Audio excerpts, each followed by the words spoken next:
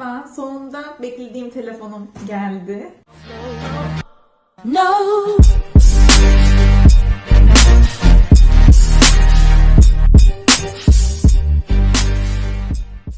Tabii bir 5 hafta falan sürdü gelmesi ama bu saatte elime geçtiği için akşam olmasına rağmen yine de video çekme kararı aldım. Sipariş verdiğim telefon OnePlus 6 idi. Ondan daha önce ekranıyla koruması geldi. Ama ikisini aynı anda açmak için bu paketi de açmadım. Şimdi paketi açacağım.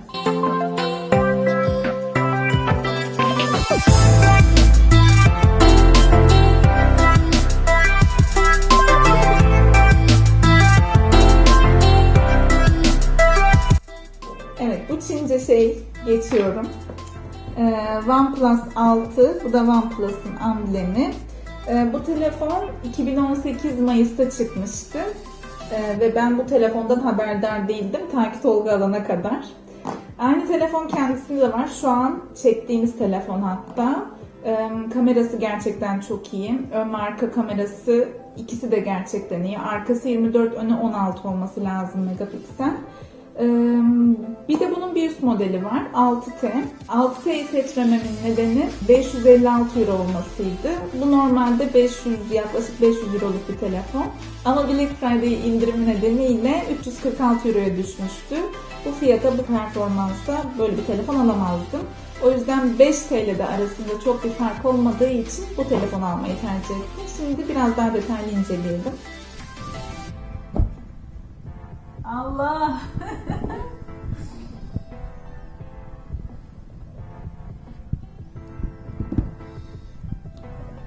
Evet, kablosu burada.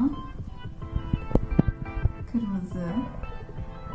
Bunun girişi biraz değişik Android'lere göre. Ve burada 2 tane modeli vardı galiba bunun. Bir böyle, nasıl çıkaracağım bir saniye. Evet. Bir böyle girişli olanı, bir de normal Türkiye'de kullandığımız gibi olanı. Bu girişlinin indirimi vardı. Sadece batarya girişi değişik, yoksa telefonun modeli değişik değil. Girişine göre de yanına 603 mü, 6003 mü öyle bir şey alıyordu. Bunu kullanarak da burada İtalya'daki prizlere takabileceğim. Bir sıkıntı yok. Şimdi telefona bakalım. Biraz heyecanlıyım. Çünkü ben bunun aslında kırmızısını bir hafta önce aynı fiyata alabiliyordum. Ama o sırada çok emin olamadım Çin'den gelecek bir telefon. Ay, çok heyecanlı. Gerçekten incecik. Benim seçtiğim model ayna modeli. Bunun bir siyahı vardı. Bir silk diye geçen beyazı vardı. Bir de bir renk daha vardı. Onu şu an hatırlayamıyorum. Ama bu ayna gibi olanı tercih ettim. Daha doğrusu sadece bu ayna gibi olan indirime girmişti. Herhalde kendim tercih etseydim beyazı tercih ederdim. Evet, bu yeni telefon. Dursun. Bu da benim eski telefonumdu. Bu telefonu 4 yıldır kullanıyorum. İlk çıktığında almıştım. Samsung S5. Boyut olarak aralarında çok küçük bir fark var. Boyunda. Eline baktığımız zamansa yine çok küçük bir fark var. Boyutundan çok zaten ben kamera ve bataryası için telefonumu değiştirdim. Çünkü bu telefonun hem ekranı renk değiştiriyordu hem de yani buralarının gitmesi benim için gerçekten önemli değil. Kenarlarının soyulması önemli değil. Arkası maviydi. Bunun koruyucusu da vardı ama artık korumayı bıraktığım için çıkarttım. Bu da önemli değil. Benim için bataryayla kamera çok önemliydi. Çünkü artık video çekiyorum ve bana gerçekten güzel bir kamera lazımdı.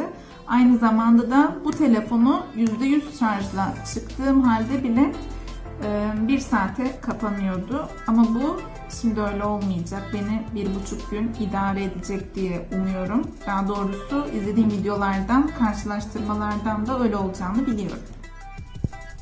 Evet, OnePlus 6 6.28 inç büyüklüğünde. Telefonun sim kartı değişimi için burada iğnesi var ve bana bir tane de silikon kap göndermişler. Onun dışında 6 GB ve 8 GB olarak 2 tane OnePlus 6 var. Ben 6 GB'lığını aldım.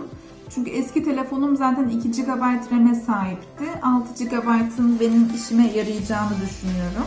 Onun dışında bu telefonun 64 GB, 128 GB ve 256 GB olmak üzere 3 farklı depolama seçeneği var.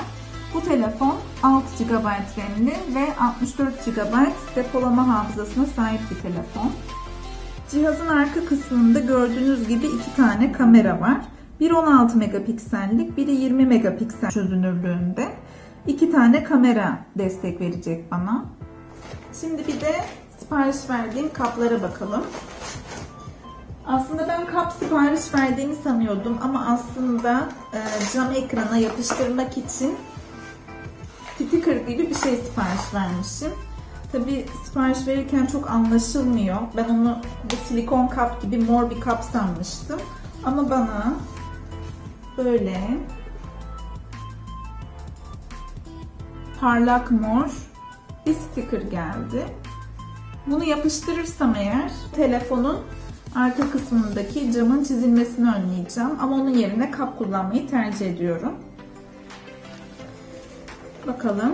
Diğer siparişim de kırılmaz camdı. Kırılmaz camı şimdi sizinle beraber yapıştırmayacağız. Çünkü camı heder etmekten korkuyorum diyelim.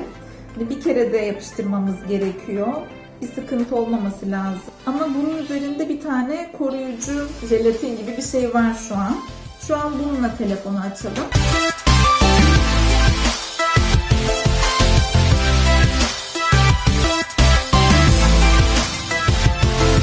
Evet, telefonu açtım. Ayarlarını çok halletmedim şu an.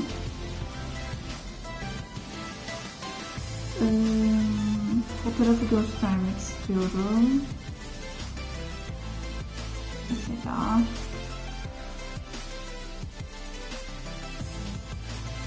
bir tane fotoğraf çektim. Ayrıntılarına kadar her şeyi gösteriyor. Zaten özelliklerinin bayağı iyi olduğunu söylemiştim. Video için bir şey göstermiyorum çünkü zaten son 4-5 çektiğim video hep bu telefondan çekildi. Şimdi ben telefonumla biraz uğraşmak istiyorum. Kurcalayıp her şeyini öğrenmek istiyorum. Kanalıma abone olmayı unutmayın. Bir sonrakinde görüşürüz.